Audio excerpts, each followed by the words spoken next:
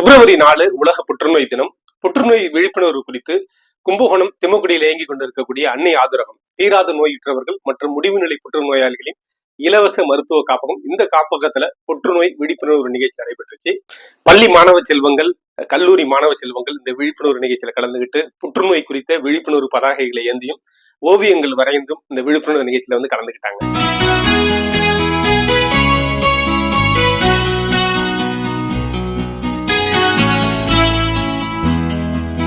எல்லோருக்கும் நல்ல காலமுண்டு, நேரமுண்டு வாழ்விலே.